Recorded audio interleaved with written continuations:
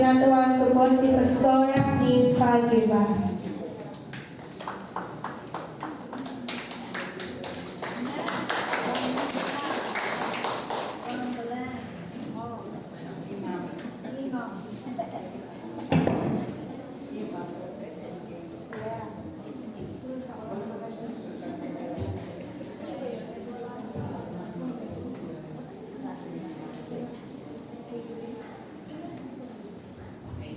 Tayong lahat po ay tumayo.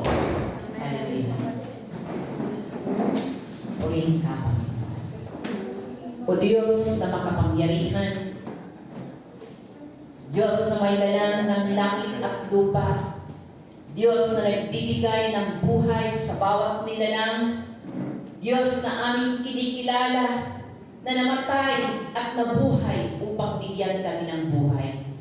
Dalangin ko, Panginoon, na ang araw na to ay maging pagpapala ang iyong mga salita sa bawat makakapakinig, sa bawat puso na naghahanap sa iyo, sa bawat kaluluwa na may kauhawan sa iyo. Maging pagpapala, Panginoon, ang iyong mga salita sapagkat aming kinikilala hanggang ipinapahayag namin ang kaligtasan mula kay Kristo. Magdadala ito ng pag-asa sa sinuman nangangailangan sa iyo. Lord, maging matabang lupa ang sinuman na narito na naghahanap sa iyo. Maging pagpapala bawat salita mo na maririnig ng aming puso't kaluluwa. Sapagkat wala kami ibang magtitiwalaan kundi ikaw na pumili upang dakilang Diyos patuloy namin maipahayag ang iyong mga salita. Purihin ka, Panginoon, luwalhatiin ka, hiniling ko ang lahat ng ito kay Kristo Jesus na aming Panginoon. Amen. Okay, maaari na po tayo maupo. Salamat po sa Panginoon. Salamat sa blessing na mayroon po ako ngayon representing the Islam. Ito yung kapatid na lahi ng aming pong Panginoon. At salamat sa Diyos sapagkat nanggaling pa po ito ng Saudi Arabia. Pag gusto niyo pong sabihin niyo lang po at sisikortehin ko kung paano po ito ma-appeal. Okay. Praise God. So, for the last 3 months, 3 months na nga ba? Wala pa pala, no? Mag 3 months pa lang po. Halos lagi po natin tinatalakay about the passion ng gospel po ng ating pong Panginoon sapagkat ito po yung layunin.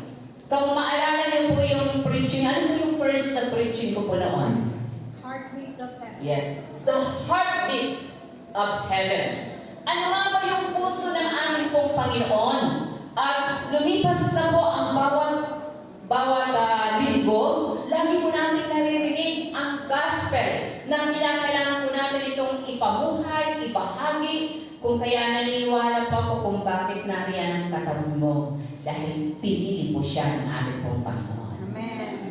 Yes po ba? So, last week, tinalakay ni Pastora Irene about kung paano po natin ipapahayag in a simplest way ang gospel po ng ating pong Panginoon. Sige nga po, sino pong nakakaalala ng 4 na verses na kanyang tinalakay kung paano po natin ihahayag ang Word of God, ang gospel ng Panginoon? Baka next week nalimutan ako natin. 6:23. So, tatandaan niyo po, huwag niyong nalilimutan dahil huwag kang makikipagkwentuhan sa iyong katabi dahil napakahalaga po. So, tinalakay po doon Pastor Irene yung 4 na verses lamang. Kaya binahagi po siya doon kung paano po natin ibabahagi ang salita ng Diyos, ang John 3:16 at ang tinatawag the Roman Road of Salvation. Di po ba? So, ngayon po ay tatalakayin po yung answering hard questions. Paano nga ba ang isang mananampalataya sasagot sa mga hard question? O di po ba? Na-encounter nila po ba yun? Ang mga sellers kahapon, na-encounter na po yung ilan. So, tingnan po natin in 1 Corinthians. Hindi po ito yung text na gagamitin para alam po natin paano po tayo magiging handa. 1 Corinthians chapter 1, verse 18 to 25. So, ang text na yan, sabi mo for the message of the cross is foolishness to those who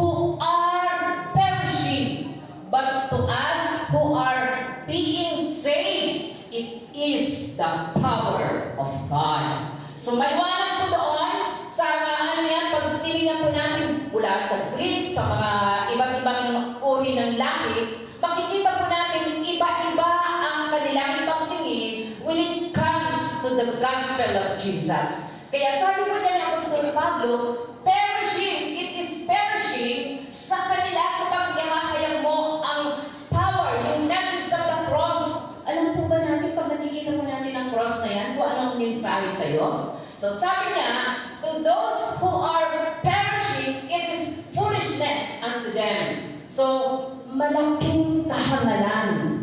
Kaya, alam mo na, kapag ikaw po ay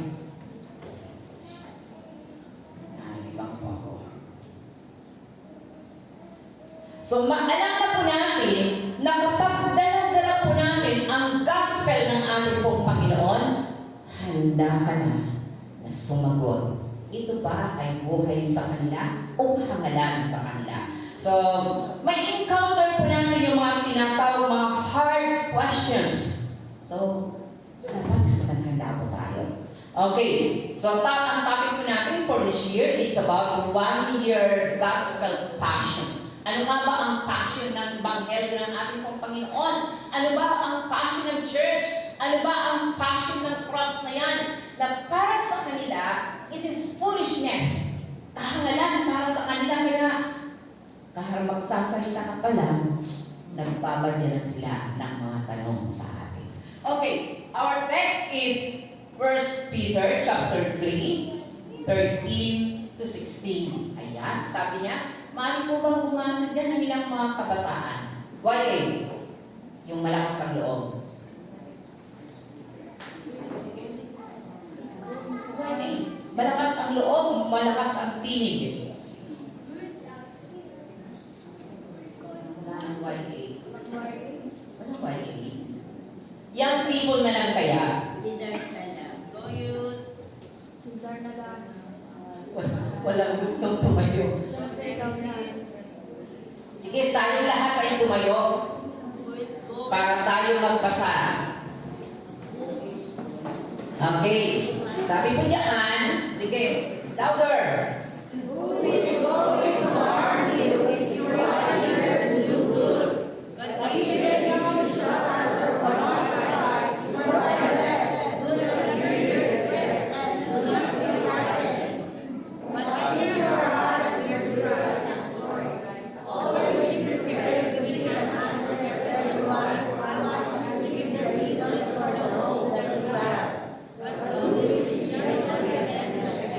Okay, thank you so much.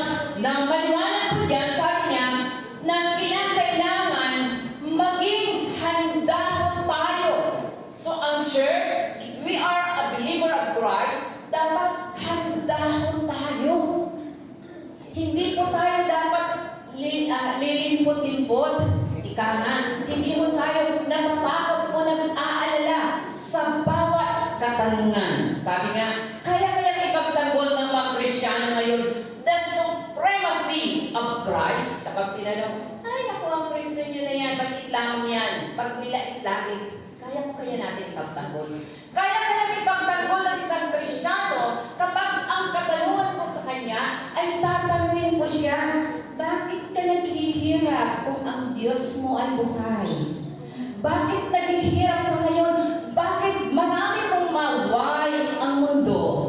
Na kapag hindi po natin kayang sagutin, natatamini ang ating Diyos na pinaglilingkuran.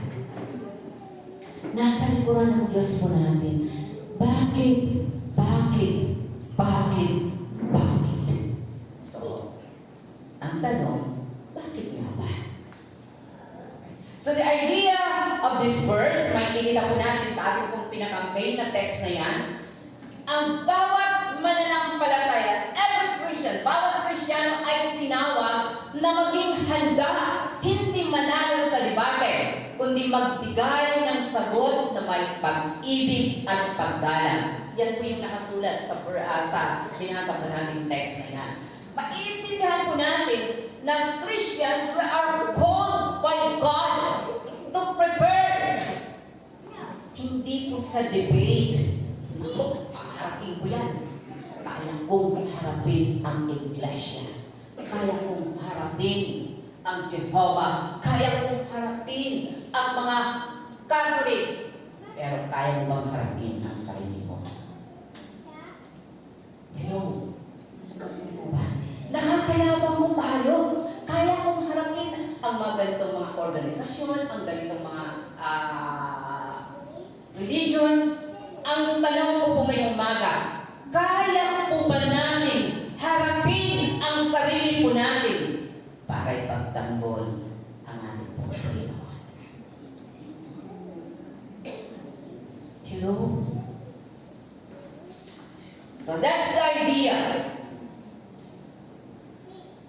May introduction. Sabi ko dyan, hindi ko nakano. We all know someone who is skeptical, someone full of questions. Alam niyo po ba na ang mundo po natin ay punong-puno ng maraming why and why and why? Bakit naglalaban ang bansang Israel? Bakit ganito? Bakit ganito? Maraming po yan na why. At lahat ng taong makakaharap po natin, ibang-ibang tao, pag sinabi kong skeptical, ito yung mga tao, marami pong mga questions. Bakit kaya? At ang mga questions na to, pag tinanong po natin, meron taong galit sa Diyos, may mga taong nagtatanong, may mga tao na naghahanap lang ng kalibate, pero ang itinuturo ng ating pong main na text na to, sabi po dyan, may tatlong bagay kung binasa po natin kanina. So na ang kanyang itinuturo, sabi po dyan, be ready. Ayan po yan. Be ready, be gentle, and be Christ-like. So, tayo po ba ngayon? Ang sambahayan ni Kristo po ba? Ngayon, na nagdadala, nagpapalingawaw ng tinig ng ating pong Panginoon, ng Ebanghelyo ng kaligtasan. Gaano po tayo mahanda? Gaano kahanda ang mga sellers? Gaano po kahanda ang mga YC? Gaano po kahanda ang mga young people, young adults? Are you prepared? Pero sabi niya, be gentle. So, paano po ba tayo magiging mahinahon? Sapagkat usually, kapag may mga hard questions, lagi pa ang kinakalabasan ko noon, nagkakaroon kayo ng debate. Ang purpose, who will be the winner? Sino ang tama? Sino ang makapangyarihan? Sino ang powerful? Pero yung last na sinabi, be Christ-like. So, sa pagdadala pala ng Ebanghelyo, hindi lamang po tayo handa, hindi lamang po tayo gentle, dapat maging be Christ-like. So, dala-dala po natin po yun, ha? Hello? Ano nga bang vision natin? Sige na. YA ulit. Anong vision ng church? Sino bang pastor nito? Si JR daw. JR, sagutin mo, what is the vision of the church?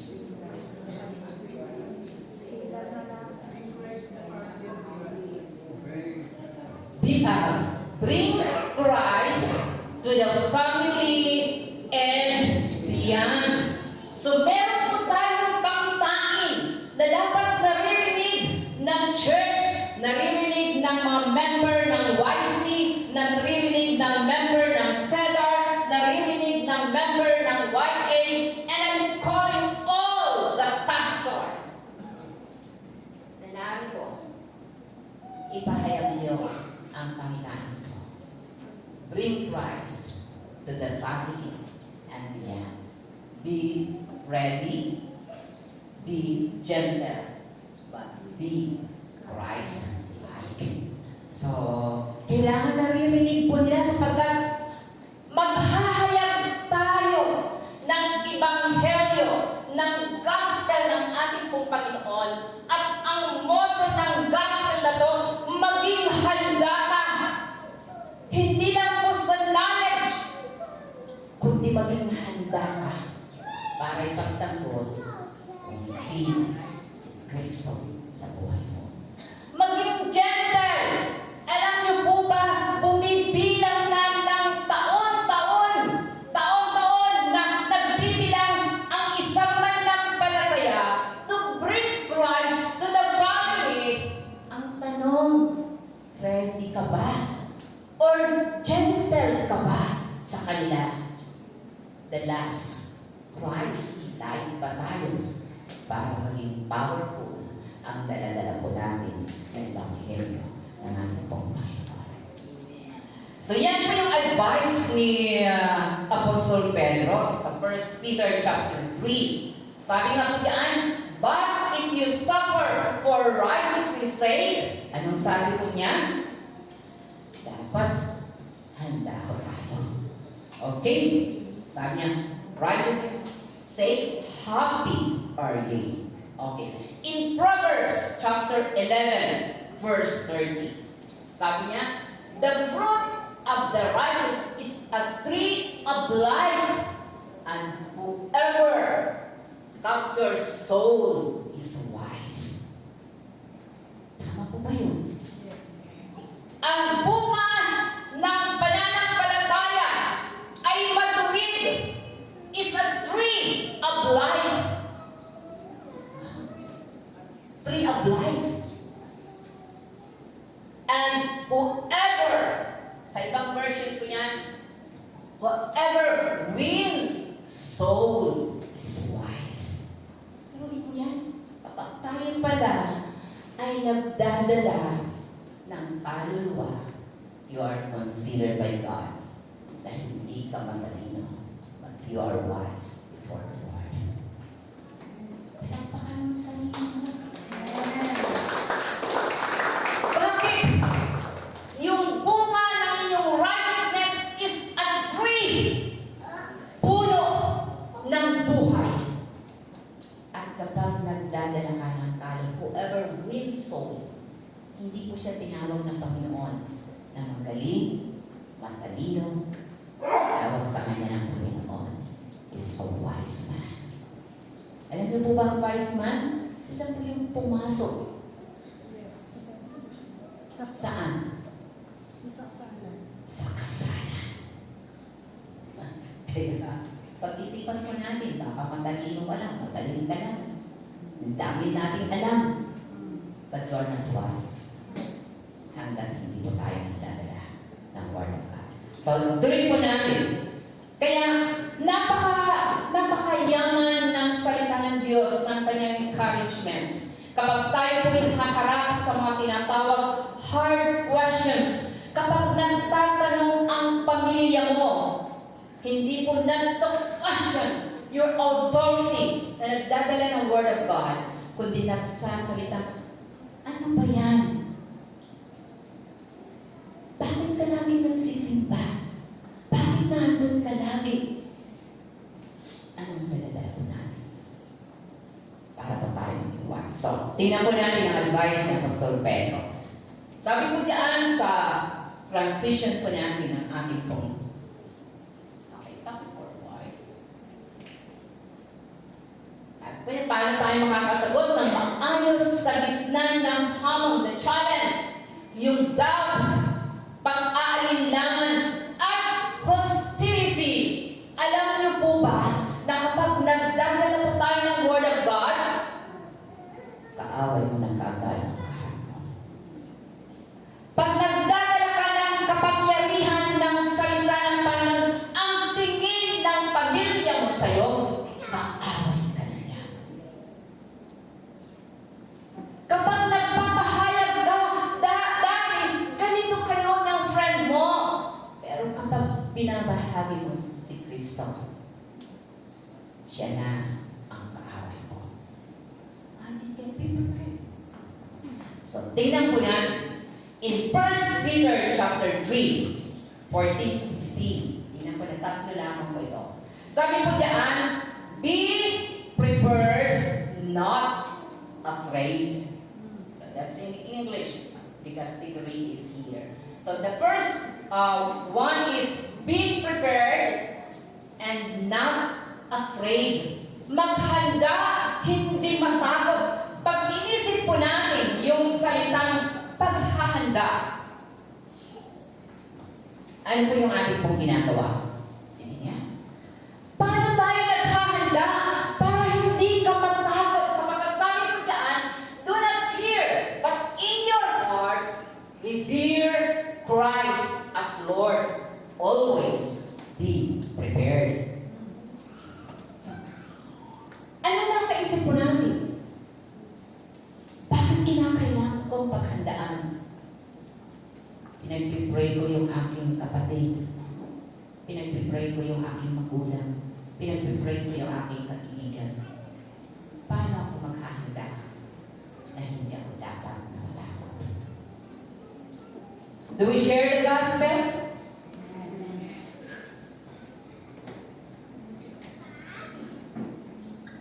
Pag sinabi pong preparation, paghahanda, alam mo kung ano ang bala mo. Alam mo kung paano mo gagamitin ang rifle mo para pumutok. Di po ba? Pinaghahandaan po natin ng maayos. Kaya nga po, yung pagkakasabi na doon ng ating pong Panginoon, hindi mo tayo nakikipagdebate, kundi nagdadala po tayo ng pag-asa sa kanila. Yan po yung ating pong tatandaan. Nagdadala po tayo ng pag-asa po sa kanila.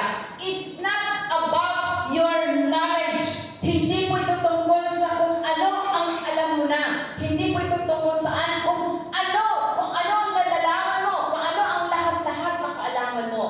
Sabi ko dyan, it's about preparation of your heart. Paano po natin pinaghahandaan ang puso po natin? Ito si Joel, medyo ano ito eh. Skeptic ito eh. Paano kaya nakikipag-usap sa kanya?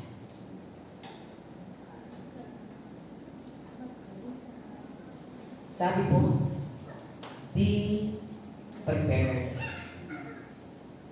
It is your heart that is preparing. Lord, ihanda mo ako.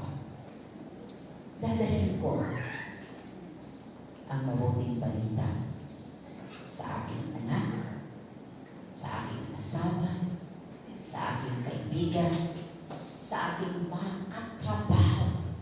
Ano ko po ito dadalhin?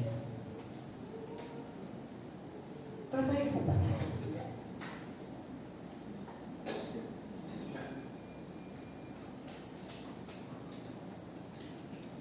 Nakakatawa. Sinong nagdala sa'yo ng Benji? Nag-invite sa'yo ngayon? Ngayon? Sino po? Kusa. Amen. Thank you, Lord. Mahal. Salamat sa Diyos.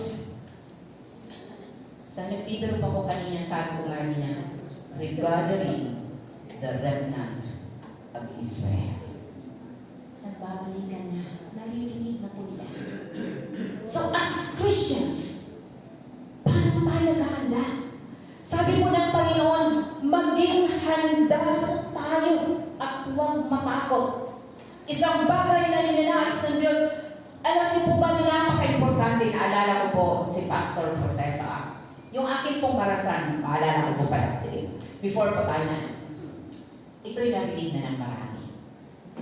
Ang experience ko po noon na ako po'y bago pa lamang, na-encounter ko po ang isang group. Dahil 2 beses po nila akong kinalikan, sabi niya, dadalhin ko bukas ang aming ministro. Ay, ganun pa. Sige po, okay lang po yun.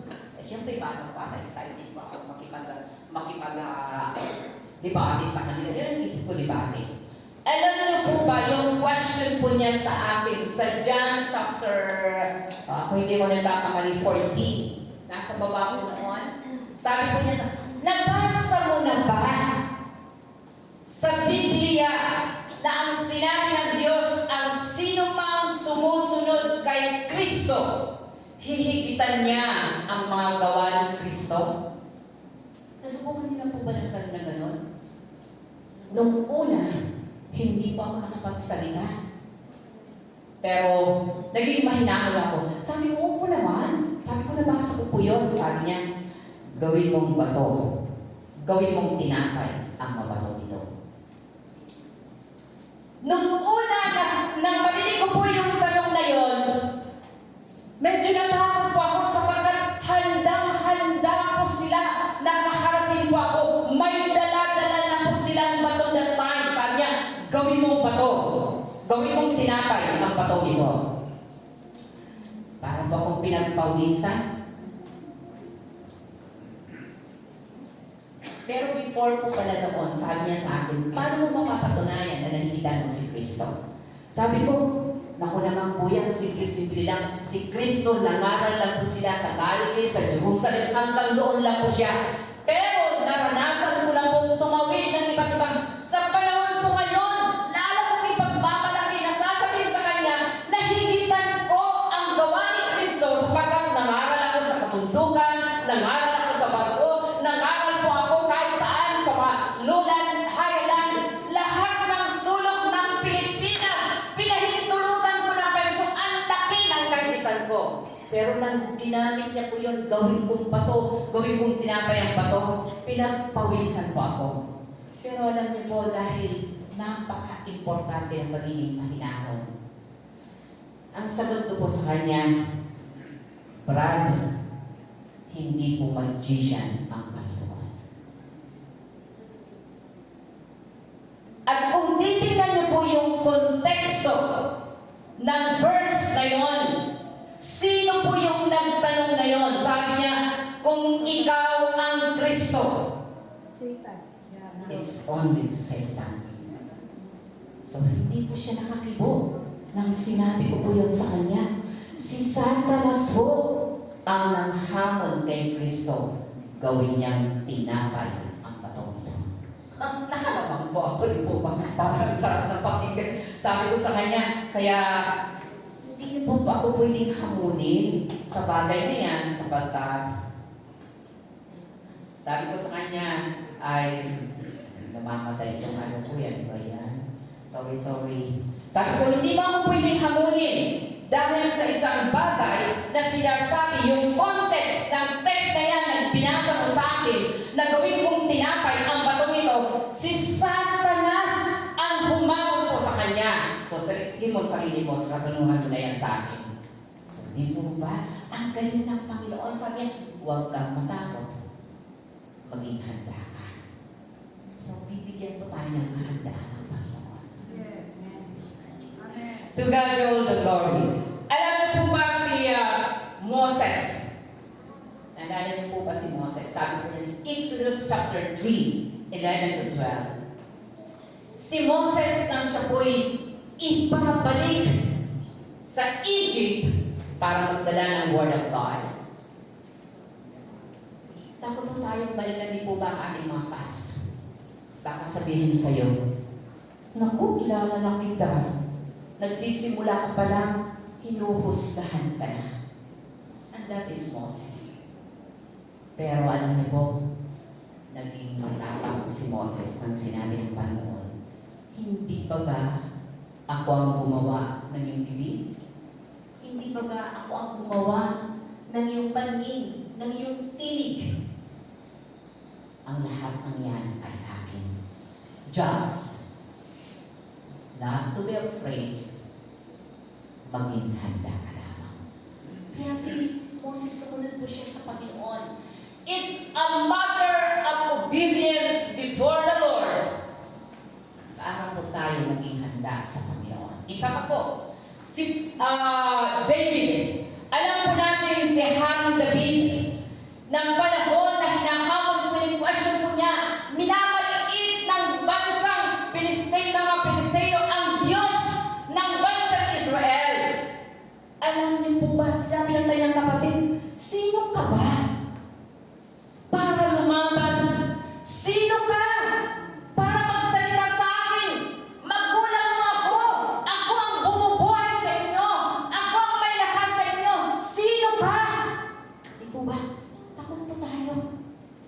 ating pamilya, sa ating mga anak, sa ating asawa, sa ating komunidad, sa ating mga kaibigan, na hindi po natin masabi. Kaya halaka po si Haring David. Anong sabi niya? Anong sagot ni Haring David from that verses? Napakagaling na. Who is this God of Philistine? Para hamakin nila ang aking Diyos. Ang puso niya ang nagtutulak na nag-aalam para ipagtanggol niya ang ating Diyos. Church, Christians, kapag ang Diyos mo na pinaglilingkuran, hinahamak ng kaibigan mo, hinahamak ng pamilya mo, what's the question? Bakit hindi natin kaya ipagtanggol ito?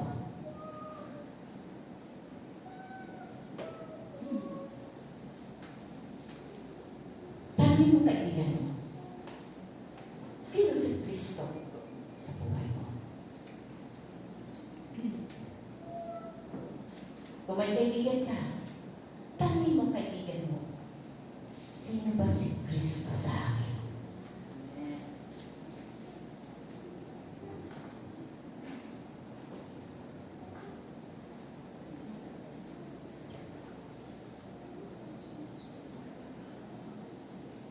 Alam po ba nila kung sino si Kristo? Who is this God of the Philistine? At hamakin ang aking Diyos. Handa ang puso niya na ipagtanggol. So, tanongin mo, mga kaibigan po natin. Ask your family, ano ang tingin nila sa Diyos na pinaglilingkuran po natin?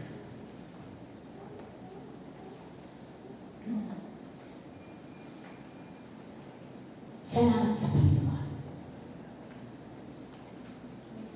Kaya ba natin ipagtanggulan? Wala pa rin dapat ng katakutan. Ito ba? Naririnig po ba ng ating pong pamilya? Isang blessing, hamon sa ating pong lahat na narito. Bring Christ to the family and beyond. Kung tayo po'y makakapagdala ng pamilya mo na kung saan susunod sa Panginoon, bunga ng panalangin po natin, bunga ng ating pong pagtsatsaga, bunga ng ating pong pagtitiis, bunga ng ating pong pagpapakilala that my God, the God of Israel, the God whom I serve, is a God na dapat po nilang sundan.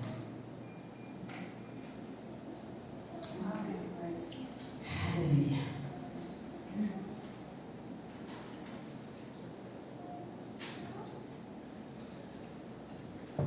Sabi niya, kapag ang puso po natin ay punong-puno ng kayamanan ng puso ng ating Panginoon, hindi pwede na hindi ka magsasalita sa kaibigan mo, sa katrabaho mo, tungkol kay Kristo.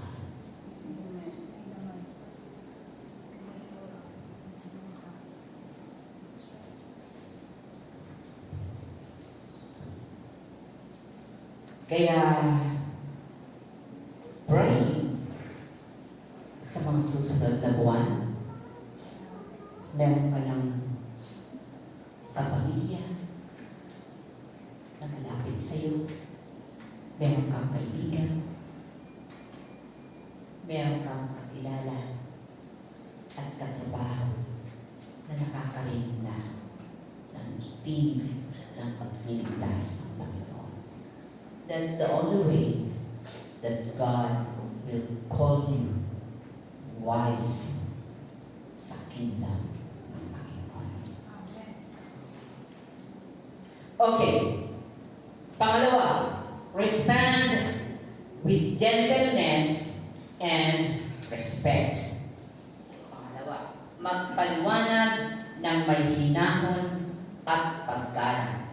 In 1 Peter chapter 3 verse 15, and be ready always to give an answer to everyone that asks you a reason of the hope that is in you with meekness and fear. Bakit ka ba nagbabahagi? Bakit mo ito sinasabi sa mga mahal mo sa buhay? Ang Ebanghelyo. Anong dahilan bakit ka naghahayag sa kanila? Anong dahilan bakit sinasabi mo sa mga kaibigan mo? Naririnig po ba nila? Sige. Naririnig po ba ng ating pong mga kaibigan, kapamilya, hindi lang po lagi kayong magkasama? Sinabi ko nga po ito na nag-preach pa ako sa patay. Sabi ko, di po ba pag birthday, present ka? Pag meron pong mga anniversary, you are there all the time ng mga events ng family. Pero naririnig ba nila yung reason ng extension ng buhay nila na nagmumula sa Panginoon? Uy, naku, alam mo ma, birthday mo pala ngayon. Salamat sa Diyos, may pagpipray kita sa extension. Bakit? Sa susunod na taon, sabi ko nga sa kanila, habang nagsiselebrate ka na ng birthday, palapit naman ng palapit ang buhay ng iyong kamatayan. Di po ba? Totoo po yun. Habang nagsiselebrate ka ng birthday, maaaring kabataan ka nagsiselebrate ka ng birthday, but you don't know! Ang susunod na panahon, paano ka magpapaliwanag ng may hinahon at pagkalan? Sabi niya, it's not what you say, but how you say it. Diba? Ang dami mong appreciation sa kaibigan mo, sa pamilya mo dahil binibigyan ka. Ang dami mong pagbibigay ng papuri sa kanya. Pero nalilimutan mong sabihin na mahal ka ng Panginoon. Napakahalaga ng araw na ito ng iyong kaarawan.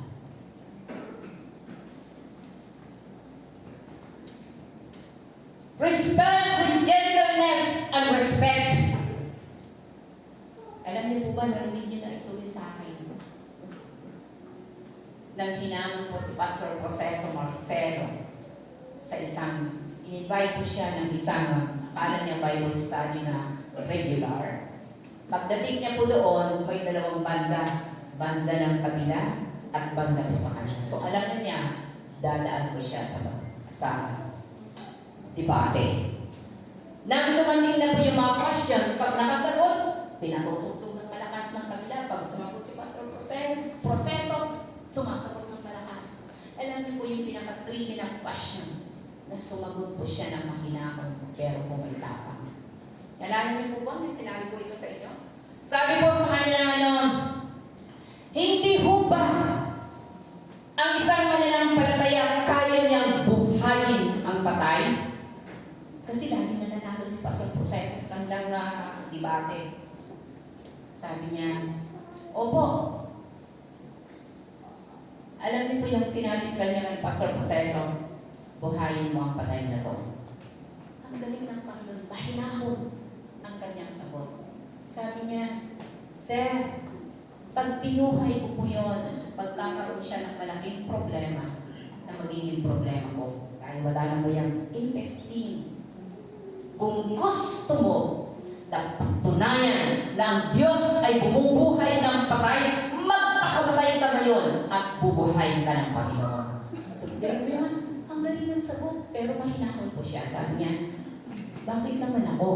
Sabi po niya, kung ayaw mo, sino sa mga kasama niyong narito na gustong magpakamatay o mamatay para patunayan niya ang Diyos ay bumubuhay? Anong gusto kong i-invite?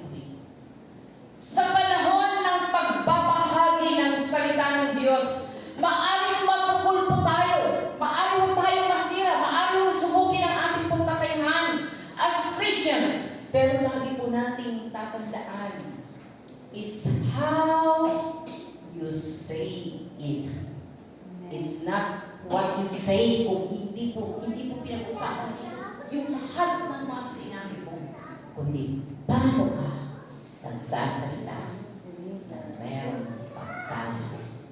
respeto. Respeto. Napaka-importante po noon. Kaya, minsan tayo po ng mga Christian yan pag nagiging problem po natin. Pag na-encounter po natin mga hard questions, totoo ka ba? Totoo ba yan? Baka peke lang yung ginagawa mo na yan. Ang tendency, nag-freak out po tayo sa mga questions. Nawawalan po tayo ng kahinaunan. Lalo na pag sinabi sa'yo, Kristyano ka pa naman. Bakit ganyan ka? Totoo naman pag nalingkod mo na yan, baka pangyari lang yan. Marami pong mga questions sa mundo. So, paano po natin ito sasagutin?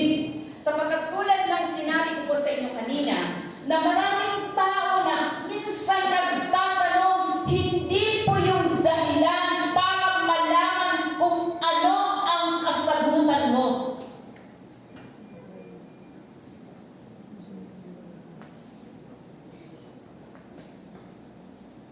Gusto lang nilang marinig kung ano ang laman ng puso mo.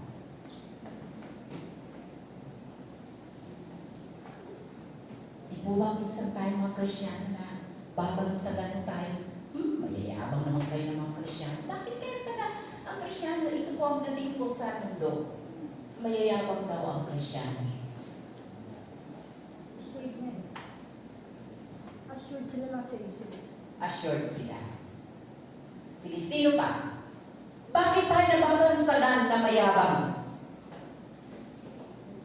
Sabi niya, no? Dahil assured po tayo. Anybody? Isa lang po. Bakit po tayo binabagsagan lagi na mayabang ang Kristyano? Ano daw? Ano po? Hindi daw po nag-worry. Wow, Kristyano daw hindi nag-worry. Totoo po ba yun? Sabi ni Nina, kaaway na kayo dito kayo. Sabi ni Pastor Ayun kanina, secure. Totoo po ba secure na kayo? Ay, si Pastor Alex, hindi na. Tingnan niyo po. Sabi niya, may ibang tao na naghahanap, hindi po lamang ng tamang sagot, naghahanap lang sila ng pangunawa sa iyo. Kaya be gentle. Pagsasalita ka pa lang, binabara ka na. Hindi mo kailangan patunayan na tama ka. Hindi po kinakailangan patunayan mo magaling ka. Hindi po kinakailangan patunayan mo may katwiran ka, assured ka, secure ka, nasa iyo na ang lahat ng bagay, hindi ikaw na. Pero ang nangihilig sa'yo, ang nice lang pala ng pakinggan. Pang-unawa ng isang kaibigan, pang-unawa ng isang kapamilya, pang-unawa. Kasi pag nag-share ka pa lang, alam mo naman kasi kung bakit ka nagkaganyan, bakit tayo nag-share, kasi ikaw, kasi kayo. Lagi natin itinuturo ang ating pong kamay sa Kanya.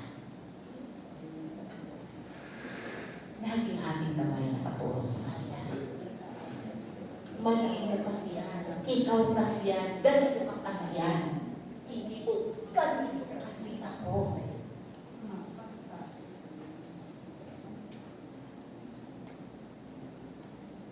Di po ba? Yan yung pinakamahirap sa ating pong panahon ngayon. Na ang tao, naghahanap lang po siya ng pwedeng umunawa. Just learn how to listen.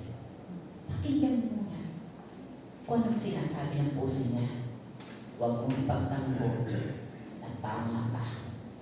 Diyan nagkakaroon ng arguments ang family. Bakit? Gusto mong i-prove mas marunong ka, mas magaling ka, mas tama ka, mas may alam ka. Kaya hindi na niya naririnig ang laman ng puso ng Panginoon sa pamamagitan mo. Church, learn. Let us learn how to listen yung nilalaman ng puso niya bago po natin husgahan ang sino man na mas tama tayo at makatwiran. Sabi po yan, it's not just what you say, but how you say it. At marunong po tayo sa ganung bagay. Hindi laging nakaturo ang ating mga kamay sa Kanya. Sapagkat ang tao ngayon, hindi po naghahanap ng profit sa'yo. Naghahanap ang mundo ngayon ng totoong kabutihan ng puso at magmamahal ng totoo sa Kanya. Yan ang hinahanap nila ngayon. Hindi ho puro husga. Lagi tayong judge eh. Di po ba? Ang church ngayon laging nagpuhusga. Ang Kristiyano ngayon laging nakahusga sa kanyang kapwa, nakahusga sa kanyang pamilya, nakahusga sa kanyang kaibigan. Kaya inihahiwalay po natin ang ating pong mga sarili sa kanila na nangangailangan ng kalinga. Okay. So the last, ano ba kung magpapakagalan po dyan? Sabi nga po, dapat nararamdaman ng mga taong ito yung nilalaman ng puso po natin. Hindi po ng kagalingan po natin, kundi ng laman ng puso po natin para sa Kanya. Okay, the last is live with integrity. In 1 Peter chapter 3, verse 16, sabi po dyan, having a good conscience, that whereas they speak evil of you as of evildoer, they may be ashamed that falsely accuse your good conversation in Christ. Mamuhay na may patotoo. Nalala niyo po ba yung preaching ni Madam Heidi? Napakahalaga ng ating pong patotoo na ang Kristo na to na ating pong dinadala sa ating pong pamilya ay lumalamat sa puso po nila. Yung Kristo na dinadala po natin, yung Ebanghelyo na sinasabi po natin, lumalamat sa isip at puso po nila that God is working in His own her life. Diba? Lumalaman po ba?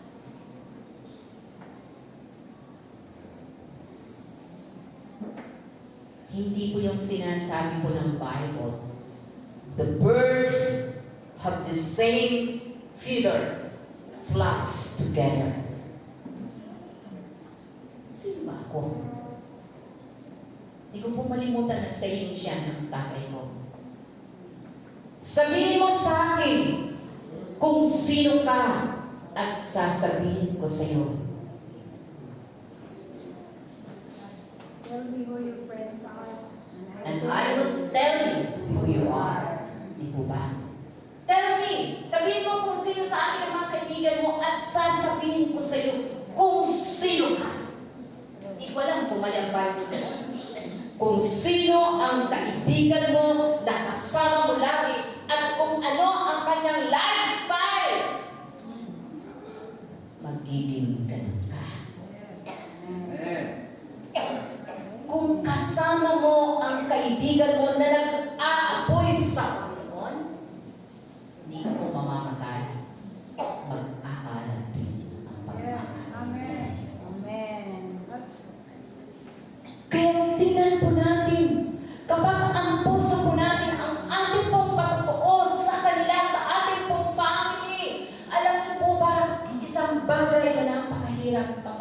yan po ang ating pong lilingkuhin.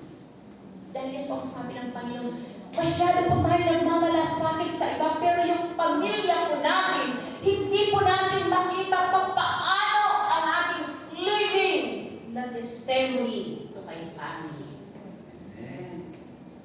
Bakit po ba? Sino kaya matamang na asawa kayo na magtatanong sa asawa niya? Sino ba ako sa'yo? Kasi mag-asawa ka, lagang magkasama na po ba?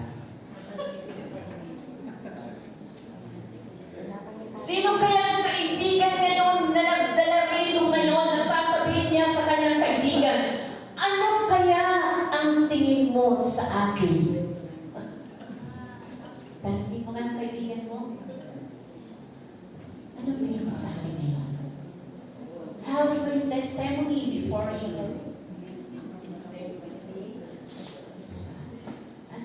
Bumibili si ano. Tingnan mo nga si Pao. Ayaw na lumingit sa iyo. Di po ba? Napakasarap. Kung mayroon man na magaling na magbibigay ng tamang assessment sa relasyon ay ang asawa mo. Sino ka? Sino siya? At sino ako sa harapan ng Diyos?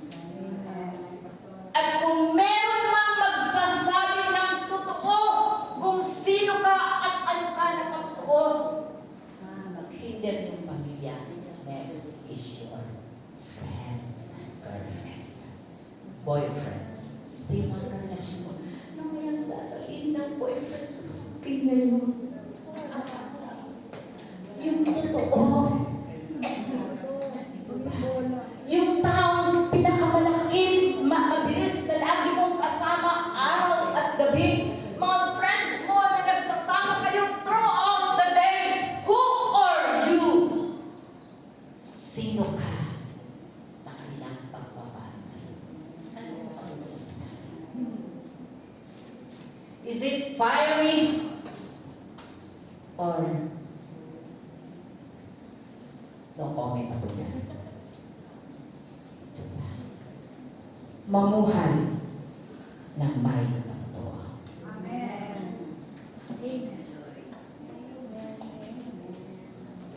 Napakasarap sa isang magulang na idol ka ng anak mo.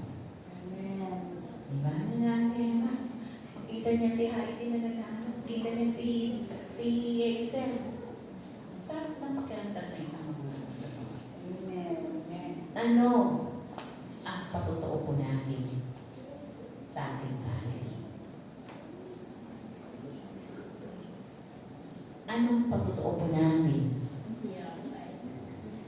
sa ating kaibigan? Sa ating mga katrabaho? Sino ba tayo sa kanila? Sige. Jem, namatay na naman ito ano, back forward. Let your light so shine before men that they may see your good works and glorify your Father which is in heaven. Let your light. Sabi ka nga po ng isang ng illustration po dyan, kahit anong sabihin mo na napakaganda ng ilaw na yan, malakas ang ilaw na yan. Anong pinakamataas? Mercury? Anong Mercury? 1,000 ba? Yung kanyang liwanag? Sino nakakaalam? Sabi niya, taas talaga ng liwanag. Kahit gaano kataas ang liwanag natin ngayon. Unless you switch on that light, you own that light, wala pong silbi po yan. Kahit anong kaganda, kahit anong kadami yung sinabi mo, kung hindi mo i-on ang liwanag na nasa iyo at sa akin, walang silbi kung gaano kaganda ang lahat ng ating pong bitawan sa iyo. Yes. Sabi ko dyan, let your light so shine before your husband, before your wife, before your son, before your parents, before your friends, and before the community. Walang halaga kung wala ng Kristo ay lagi pong umaandang-andang.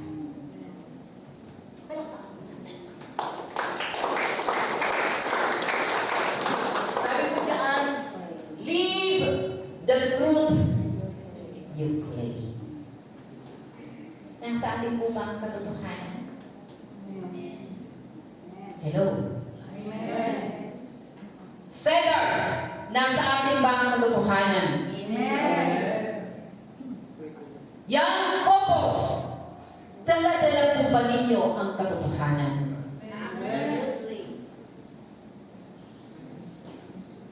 Young adult, Diyos ko, magtatago yata ako dito. Young adult, nasa inyo ba ang katotohanan? Young people, kailangan mo makausap ang inyong mga pastor. Live the truth you claim. Ipamuhay po natin ang katotohanan na ating pong nakakita.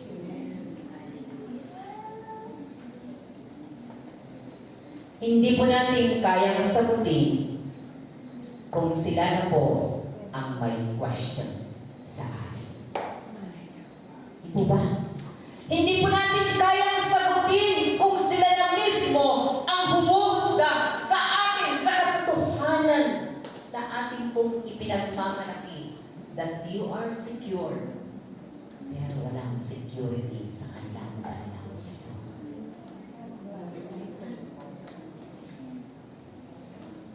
We claim the truth, pero yung truth namamaliman na ng pagbabasa sa atin.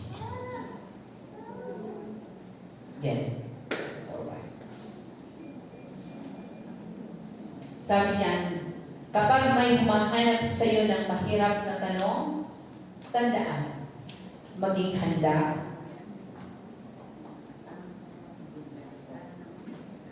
Hindi matakot, magsalita ng may hinahon at paggalang, mamuhay na may patotoo at kalinisan.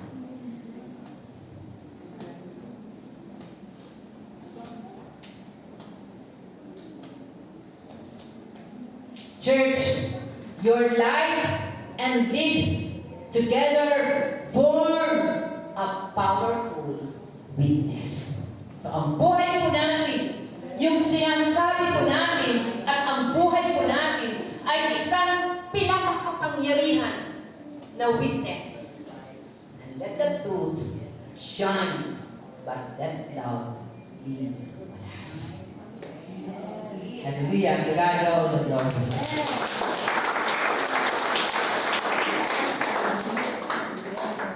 Hindi ko po ito nabanggit kanina.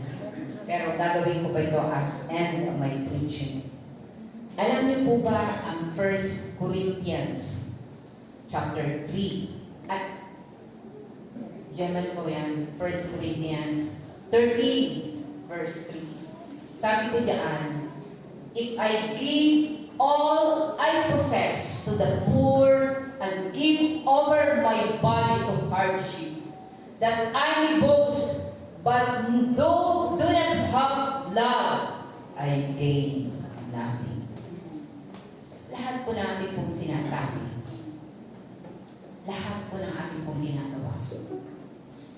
Lahat yun ay pwedeng mag-expire.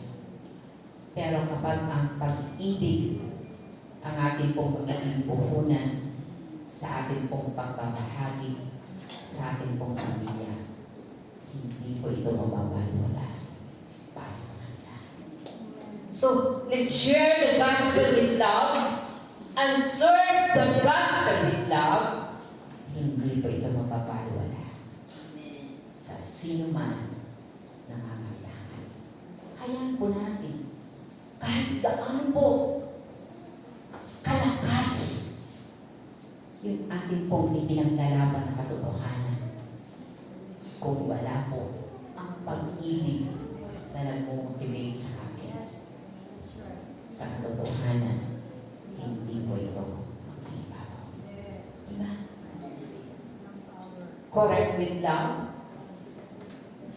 bless them with love, accept them with love, at hayaan mo na ang pag-ibig sa ating pagkahanan ay mamayani. So, yan lamang po yun. Huwag po natin iwanan ang ating pong patotoo sa sinasabi ng ating pong mga kaibigan. Kaya na po ba natin humarap?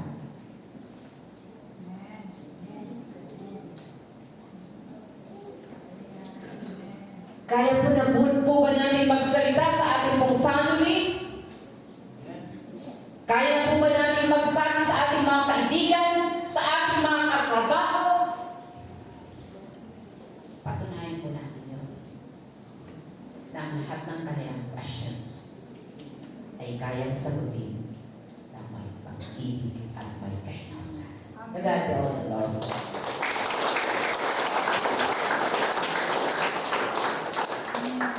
Kayong lahat ay lumayo. Hallelujah. Panginoon, maraming salamat sa lahat ng mga tao na dinadala mo sa church. Lord, salamat sa kanilang pagtugon ng iyong panawagan. Marami sa amin na narito na nagdadala, meron pang kahinaan. Meron kakulangan. Mga bagay na ilang Diyos na hindi namin kayang sagutin ang lahat ng kanilang katanungan. Ngunit hayaan mo na ang laman ng puso namin, ang siya namin maipaabot, yung dakilang pagmamahal ni Kristo.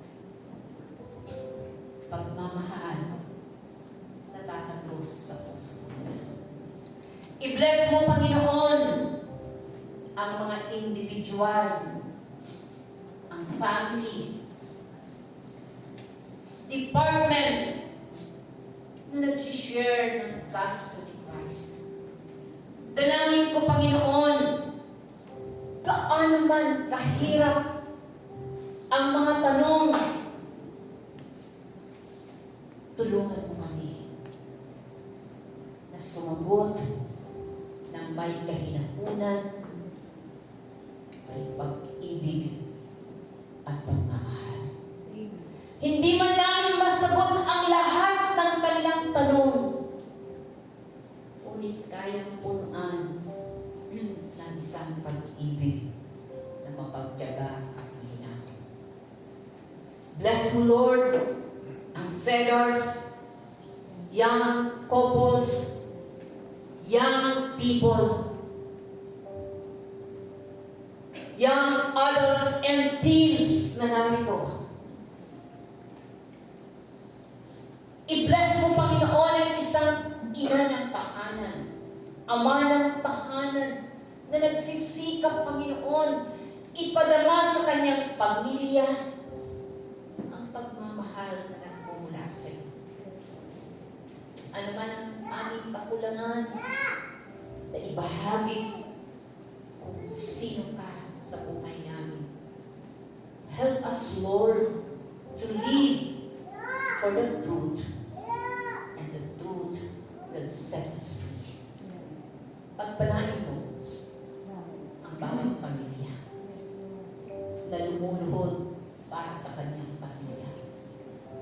Pagpalain mo ang bawat individual na narito na nais magbahagi para sa kanilang mga kaibigan at kakilala.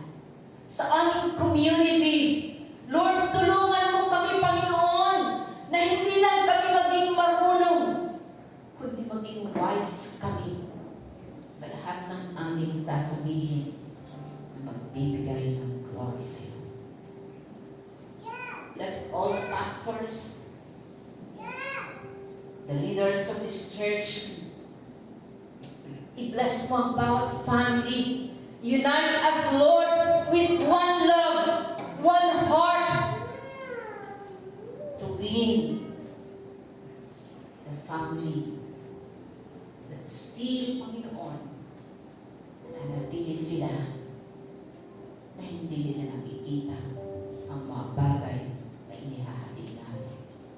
Punuin mo, Panginoon, ang bawat anak mo na narito para magawa namin ang tungkulin mo na iniatag mo sa aming mga palitan. Ano mang katanungan, Panginoon, ikaw ang magpupunan. Ano mang kakulangan, ikaw ang aming karunungan. Purihin ka, luwalhati ka, iniliwag lahat ng ito kay Kristo Jesus